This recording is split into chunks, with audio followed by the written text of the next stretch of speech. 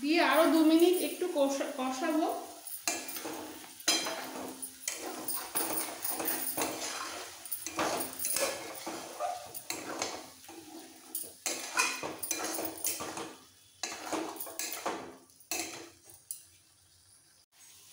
খুব ভালো করে কষানো হয়ে গেছে, এবার দিয়ে দেবো 1 কাপ মতো গরম জল।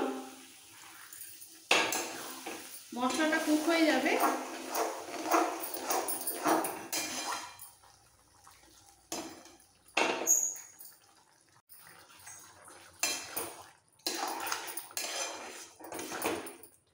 ভালো করে মিক্সড করে ওপর থেকে একটু গরম মশলা পাউডার ছড়িয়ে দেবো।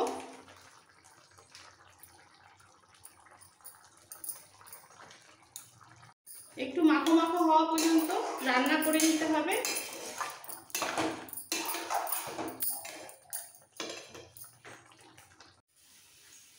সয়াবিন কষা একদম রেডি। এই সময় নুন ঝালটা একটু দেখে নিতে হবে। ব্যাপক টেস্ট হয়েছে। আমি গ্যাস অফ করে প্লেটে তুলে নেব। আমার এই রেসিপি ভালো লেগে থাকলে বন্ধুদের কাছে রিকোয়েস্ট রইল লাইক করার, নতুন বন্ধুদের কাছে রিকোয়েস্ট রইল সাবস্ক্রাইব করার জন্য। Thank you.